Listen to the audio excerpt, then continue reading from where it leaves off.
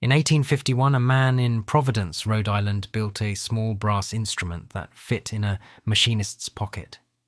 It could measure metal to 1/1000th of an inch. Before that instrument existed, no machinist in the United States could buy a tool that precise at a price he could afford.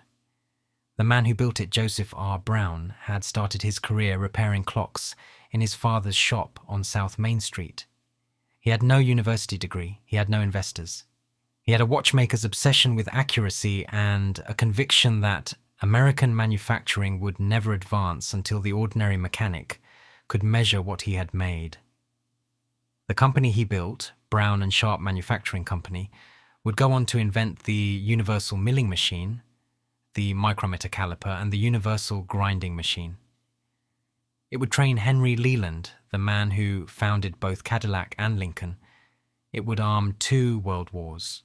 It would employ 11,000 people in a single factory complex on the banks of the Woonasquatucket River, and it would end 168 years later, sold to a Swedish conglomerate, with its tools manufactured in Switzerland, by a company most American machinists have never heard of.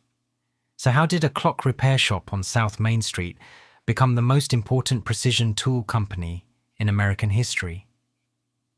And why did it fall? If this is your first time watching, take a second to hit like and subscribe. We cover the companies, machines, and people who built the industrial world. The story begins in 1833 on South Main Street in Providence, Rhode Island. David Brown and his son, Joseph R. Brown, opened a small shop under the name David Brown and Son. The business repaired clocks and watches and performed light precision mechanical work. Providence in the 1830s was already a manufacturing town, powered by water and filled with textile mills and metalworking shops. But precision instrument making was rare. The Browns were not wealthy. The shop was modest. The work was local. Joseph was born on January 26, 1810 in Warren, Rhode Island. His father was a clockmaker and silverware dealer. Joseph attended the local school until he was 17, spending his afternoons and summers in his father's workshop, learning to handle small metal parts with extraordinary care. In 1827, after the family moved to Pawtucket, Joseph took a job at the machine shop of Woolcott and Harris in Valley Falls, on the Blackstone River. Within 3 months, the shop entrusted him with the finest and most complex components of cotton machinery. He was 17 years old. He already had hands that understood metal at a level most machinists never reach. By 1841, David Brown retired. Joseph was 31. He ran the business alone, making and repairing clocks, building yarn wheels for the textile trade, and taking on whatever precision work walked through the door. The shop was small, the revenue was modest. But Joseph Brown was not interested in staying small. He was interested in a problem that had nagged him since his first day behind a lathe. There was no reliable way for an American machinist to measure what he had made. In England and France, precision measuring instruments existed, but they were expensive, rare, and unavailable to the ordinary American mechanic. A man could build a part on a lathe, but he could not verify whether that part met a tolerance tighter than what his eye and his calipers could approximate. The rulers available in the United States were crude. The graduations on them were inconsistent. There was no American manufacturer making precision rules at all. Joseph Brown decided to solve this problem himself. In 1850, Brown built a linear dividing engine. It was a machine that could automatically engrave the graduations on a steel rule with a precision no human hand could match. A rotating plate with finely notched teeth advanced a cutting tool across the surface of the rule in exact, repeatable increments. The machine did not guess. It divided. Every mark on the rule was placed by the engine, not by a craftsman's eye. This was the first automatic machine for graduating rules ever built in the United States, and it was the genesis of everything that followed. The following year, 1851, Brown produced the pocket Vernier caliper. It was a small handheld instrument that could measure to 1/1000th of an inch. The Vernier scale, a secondary scale that slides alongside the main scale, allowed the user to read fractions of a division with startling accuracy. It has been called the first practical tool for exact measurement that could be sold at a price within the reach of the ordinary machinist. Before the Vernier caliper, precision was the province of specialists. After it, precision was available to any man who could afford a few dollars and learn to read a scale. This was not a product improvement, it was a democratization. In 1852, Brown applied the Vernier method to the protractor, giving machinists the ability to measure angles with the same precision they could now measure length. A year later, in 1853, Brown's business had grown to the point where he needed help. Not mechanical help, business help. Joseph Brown could design and build anything, but he had no particular talent for managing accounts, negotiating contracts, or organizing a growing workforce. Help arrived in the form of a young man named Lucian Sharpe. Lucian Sharpe had joined the shop as an apprentice in 1848 when he was 18 years old. He came to learn watchmaking. What he found was a mechanical genius building instruments the world had never seen in a shop that had no business organization to speak of. Sharpe was not an inventor. He was an organizer. Where Brown saw problems of geometry and metallurgy, Sharpe saw problems of capital, distribution, and growth. The two men were complementary in a way that rarely occurs in business. Brown built the machines, Sharpe built the company. In 1853, they formalized the partnership. The firm became J.R. Brown and Sharpe. The clock repair shop was now a precision instrument company. The partnership changed everything. Under Sharpe's management, the company began to scale. Brown, freed from the burden of running a business he did not care to run, accelerated his rate of invention. In 1855, he built a precision gear cutting and dividing engine that could produce clock gears with extraordinary accuracy.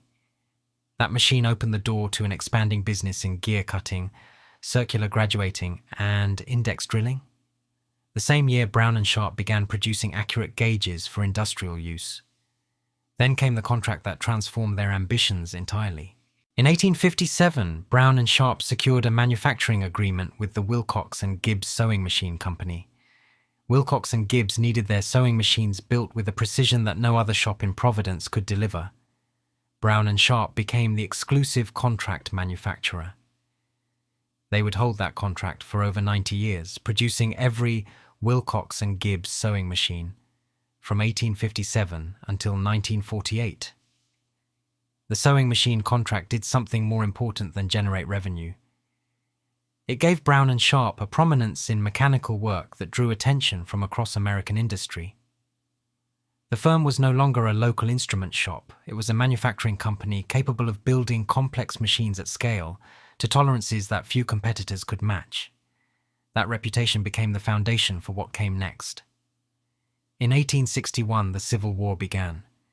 The Union Army needed weapons, ammunition, and the machines to make them. Brown and Sharpe was already building sewing machines and precision instruments. Now it began building the tools that built the weapons. That same year, Joseph Brown invented the universal milling machine. It was a machine tool capable of cutting spiral shapes, gear teeth, and complex profiles that no existing machine could produce. The universal milling machine has been called one of the most important steps in advancing the modern lines of manufacture, the lines from which the automobile and the airplane would eventually emerge. The machine did not just cut metal, it cut it in ways that made interchangeable parts possible.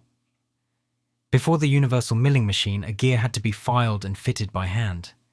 After it, a gear could be cut by a machine to a specification that guaranteed it would mesh with any other gear cut to the same specification. The concept of interchangeability, the idea that drove the American system of manufacturing, depended on machines like the one Brown built in 1861. Brown and Sharpe sold milling machines, milling cutters, and turret screw machines to arsenals and factories across the Union. The company's floor space expanded. Its workforce grew. The Civil War did not invent Brown and Sharpe's capabilities, but it demonstrated them to an audience that had never paid attention before. In 1867, Brown introduced the Micrometer caliper. It was the world's first micrometer to be mass-produced and sold commercially. Previous micrometers existed, including one patented in France by Jean-Laurent Palmer in 1848. But they were specialized instruments made in small quantities. Brown's micrometer was designed for production, for distribution, for the hands of working machinists across the country. The micrometer measured to 1/10,000th of an inch. A machinist could now verify that a shaft was not approximately the right diameter, but exactly the right diameter to a precision invisible to the naked eye. This was the tool that taught America to measure. In 1868, the company incorporated as Brown Sharpe Manufacturing Company. It was no longer a partnership, it was an institution. In 1872, Brown Sharpe outgrew its shop on South Main Street. The company moved to a 33-acre parcel along the Woonasquatucket River in the Smith Hill neighborhood of Providence. The first building was designed by Brown Sharpe employee Thomas McFarlane. It was enormous, 66,000 square feet of brick, cast iron, and concrete, with space for every function the company performed under one roof. The Providence complex would eventually grow to 25 acres, with 14 major buildings. At its peak, it was one of the largest industrial facilities in New England. Trains ran along the river, cranes moved castings from the foundry to the machine floor. Thousands of men walked through the gates every morning. In 1876, Brown exhibited the universal grinding machine at the Centennial Exposition in Philadelphia. It was perhaps his finest innovation. Previous manufacturing practice required parts to be ground before they were hardened. Brown reversed the sequence. His machine ground parts after hardening, which meant the hardening process could no longer distort the finished dimensions. Accuracy increased, waste decreased. The entire manufacturing sequence was reorganized around a single insight. Harden first, then grind. Joseph R. Brown died on July 23, 1876. He was 66 years old. He left behind a company that had grown from a two-man clock repair shop to one of the most important industrial enterprises in the United States. His inventions included the linear dividing engine, the Vernier caliper, the protractor, the precision gear cutter, the universal milling machine, the micrometer caliper, and the universal grinding machine. Each one individually would have been a career-defining achievement. Together they constituted a revolution in how America made things. Lucian Sharpe continued to lead the company, but the loss of Joseph Brown could have ended the inventive tradition that defined it. Without its mechanical genius, the company might have become a manufacturer of existing products, competent but static. That did not happen because of one man. Oscar J. Beale became Brown Sharpe's chief mechanical designer after Brown's death. He was not Brown's equal in breadth of vision, but he was his equal in precision. Beale developed a measuring machine that enabled Brown Sharpe to sell its gauges with a written guarantee of accuracy to within 1/10,000th of an inch. 1/10,000th. A human hair is roughly 3/1000ths of an inch thick. Beale's machine guaranteed accuracy at a scale 30 times finer than the width of that hair. In 1880, Beale invented the automatic screw machine. It was a machine tool that could take a long bar of metal and perform a dozen different cutting operations on it automatically, producing finished screws, pins, bushings, and small turned parts without human intervention between operations. The automatic screw machine did not just speed up production, it standardized it. Every part that came off the machine was identical to the one before it. The concept of mass production of identical interchangeable parts manufactured at volume owed as much to Beale's screw machine as it did to any assembly line. Under Sharpe's management, Brown Sharpe grew from fewer than 20 employees in 1853 to 2,000 craftsmen by 1899. Floor space expanded from 1,800 square feet to 293,760 square feet in 17 interconnected buildings. The product catalogue expanded to include grinding machines, milling machines, screw machines, cutters, arbors, vices, gauges, micrometers, calipers, and protractors. A factory owner in Pittsburgh or Chicago or Detroit could equip an entire machine shop from a single Brown Sharpe catalogue. But Sharpe did something else that may have been more important than any single expansion.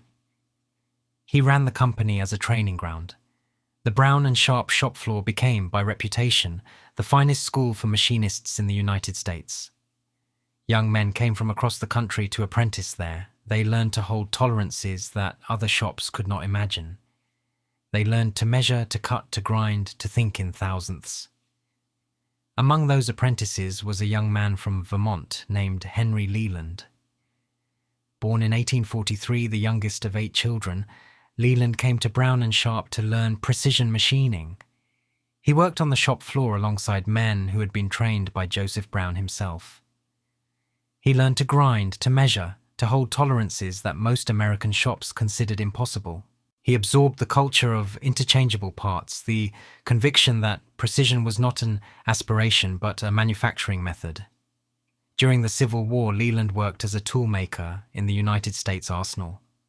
After the war, he went to Colt in the firearms industry, where the principles of interchangeability had been advancing since Samuel Colt's day. Then he went to Detroit. In 1902, he founded Cadillac. In 1908, Cadillac won the Dewar Trophy, the most prestigious award in the international automotive industry, for demonstrating that its parts were truly interchangeable. 3 Cadillacs were disassembled, their parts mixed together, and 3 cars reassembled from the scrambled components. Every car ran perfectly. The principle Leland had learned at Brown Sharpe, that parts should fit because they were made to fit, had reached the automobile. Later, Leland founded Lincoln. Both companies, the 2 premier American luxury marques, were built on a standard of precision that originated in a watch shop on South Main Street in Providence. Leland was not alone. Frederick Grinnell, the inventor of the automatic fire sprinkler, trained at Brown Sharpe. William Nicholson, known as the File King, trained there.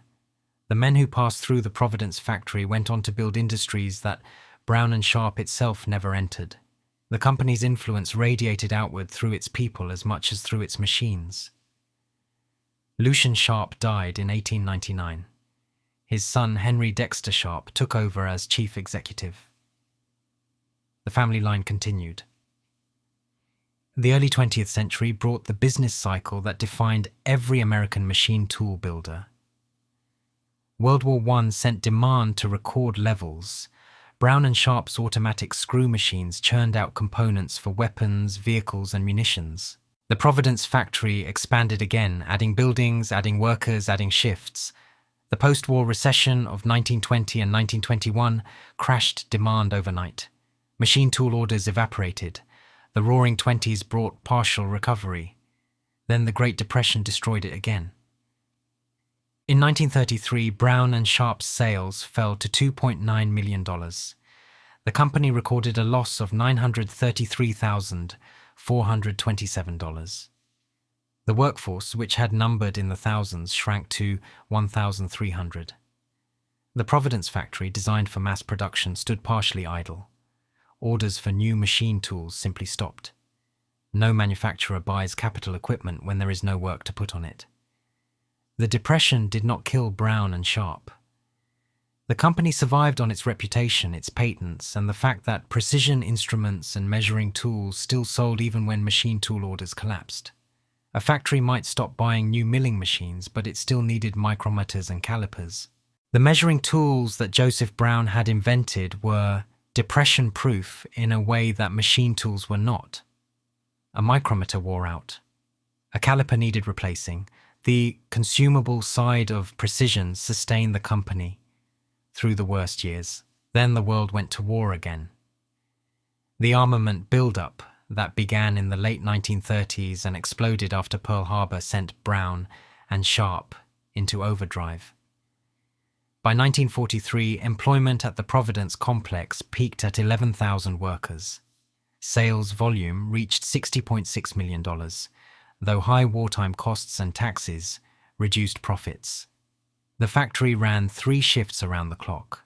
Brown Sharpe built the automatic screw machines that produced shell casings, the grinding machines that finished engine components, and the precision instruments that inspected every critical tolerance in the arsenal of democracy.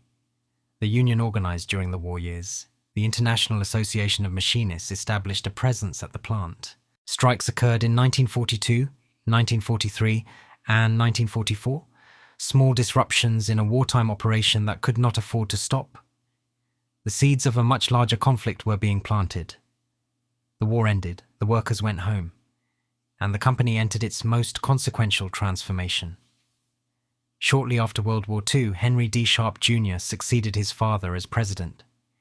He was the fourth generation of the family to lead the company, and he understood that the post-war world would not tolerate the sprawling, old-fashioned product line Brown & Sharpe had maintained for decades. He cut it.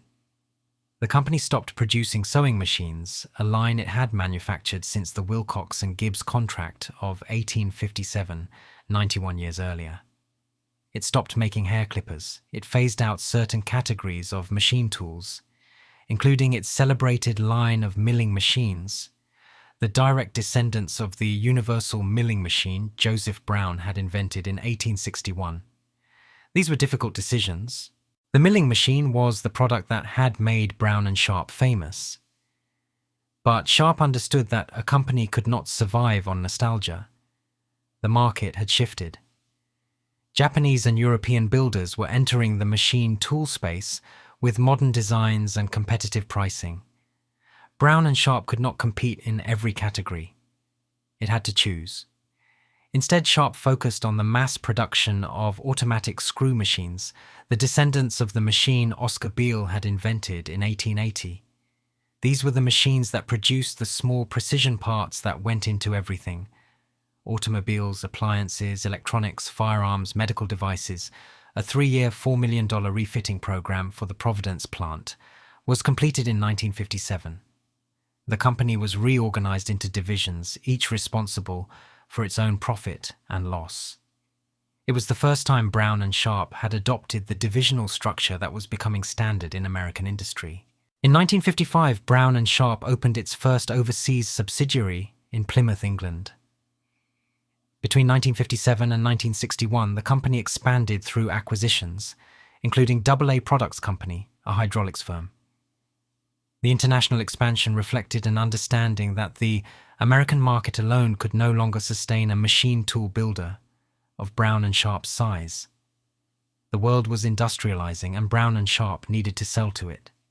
In 1964, the company made the most symbolic decision in its history. It abandoned the Providence factory complex it had occupied since 1872, the 25-acre site on the Woonasquatucket River, where 14 buildings had grown around the original brick and cast-iron structure Thomas McFarlane had designed. The workers had moved to the suburbs. The highways had made commuting easy. The old Providence site was expensive, cramped, and aging. Brown & Sharpe moved to a new 700,000 square foot facility in North Kingstown, Rhode Island, a suburban campus they called Precision Park. The name was a nod to the company's heritage. The move was a break from it. By 1980, Brown & Sharpe reported profits of $14.5 million on sales of $227.5 million.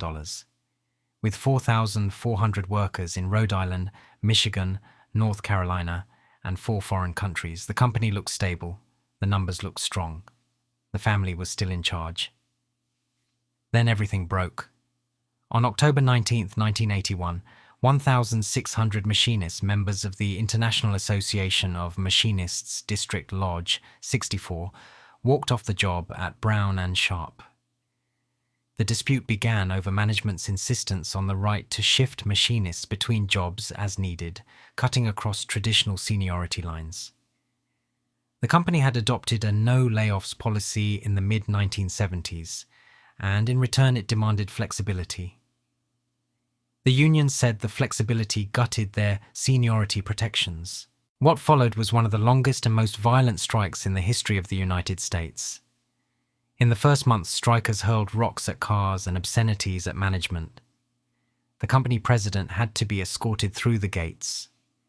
In the spring of 1982, someone placed a bomb in a supervisor's car outside his home. Someone else fired bullets into a manager's house. A replacement worker fashioned a homemade pistol and used it to shoot a striker. On March 22, 1982, 800 picketers clashed with police at the factory gates. Tear gas was deployed. The governor of Rhode Island publicly apologized for the severity of the police response. Brown and Sharpe broke the strike by hiring non-union replacement workers. The company kept operating. The picket line continued for years. The AFL-CIO president of Rhode Island declared that the strike would never go away. But it did, not because it was resolved, because the strikers gave up or moved on. The strike shattered something that could not be rebuilt. A century and a half of institutional knowledge, of craft tradition, of men who understood machines at a level that could not be taught in a classroom, was dispersed. The workforce that walked out in 1981 never came back. The workforce that replaced them did not carry the same heritage. Brown and Sharpe lost $11.2 million in 1982. The following year, the company sold its cutting tool plant in Greystone, Rhode Island. In 1984, it phased out its entire line of vertical CNC machine tools, a field now dominated by Japanese manufacturers Yamazaki Mazak, Moriseki, Okuma. In 1985, the company sold its hydraulic operations to Vickers. The retreat accelerated. In 1991, Brown and Sharpe announced it would close its machine tool line entirely. The company that had invented the universal milling machine, the machine that made modern manufacturing possible, would no longer build machine tools of any kind. The announcement passed through the industry like a death notice. Brown and Sharpe without machine tools was like a body without a spine. What remained was the skeleton of an instrument company, stripped of the manufacturing capability that had defined it for over a century. By 1994, Brown and Sharpe had surrendered the machine tool business altogether and refocused entirely on metrology, measuring instruments, coordinate measuring machines, gauges. The direct descendants of the Vernier caliper Joseph Brown had built in 1851. The company that had once built the machines that built America was now building only the instruments that measured what other machines made. In 2001, Hexagon AB, a Swedish industrial conglomerate, acquired substantially all the assets of Brown and Sharpe Manufacturing Company. The intellectual property, the designs, the trademarks, the facilities, the inventory. Hexagon did not acquire the Brown and Sharpe Manufacturing Company itself. It acquired what the company had made. The Brown and Sharpe brand of hand tools, the micrometers and calipers that had defined American precision for 150 years, are now manufactured by Hexagon's TISA division in Rennes, Switzerland. The instruments still carry the name. The name no longer belongs to Providence. The old factory complex on the Woonasquatucket River still stands. 14 of the original buildings survive. The site was listed on the National Register of Historic Places in 2003. The first building, the 66,000 square foot brick and cast iron structure Thomas McFarlane designed in 1872, is now part of a mixed-use development called the Foundry. People live in apartments where machinists once ground hardened steel to 10,000ths of an inch. Joseph R. Brown came to that site in 1833 with his father, two men repairing clocks in a shop on South Main Street. He had a watchmaker's patience and an engineer's imagination. He looked at the rulers American machinists were using and decided they were not good enough. He looked at the calipers and decided they were not precise enough. He looked at the milling machines and decided they could not cut the shapes the future would require. So he built the dividing engine. He built the Vernier caliper. He built the universal milling machine. He built the micrometer. He built the universal grinding machine. Each instrument was a step toward a single idea: that American manufacturing could achieve a level of precision that had previously existed only in the workshops of European specialists. He trained the men who trained the men who built the automobile industry. Henry Leland learned to measure at Brown and Sharpe, and he carried that standard to Cadillac, where interchangeable parts won the Dewar Trophy in 1908.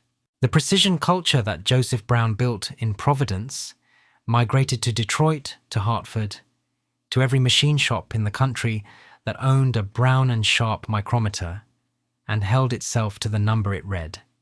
The company survived 168 years. It survived the Civil War, 2 World Wars, and the Great Depression. It did not survive the 1981 strike, the Japanese machine tool invasion, and the corporate retreat that followed. The family that ran it for 4 generations watched it sold to a Swedish conglomerate that kept the name and moved the production to Switzerland. But the instruments endure. A Brown Sharpe micrometer from 1920 still reads true. Machinists collect them. Restorers hunt for them. The precision Joseph Brown demanded in 1851 is still in the metal, still in the screws, still in the thimble and the anvil and the spindle. He taught America to measure. The fact that America eventually forgot who taught it does not change what he built. The tools are still reading true. If you watch this far, you already know whether this channel is for you. Give the video a like if you have not already, and subscribe. And if you want to see what happens when another American precision company faces that same crossroads, click the video on screen.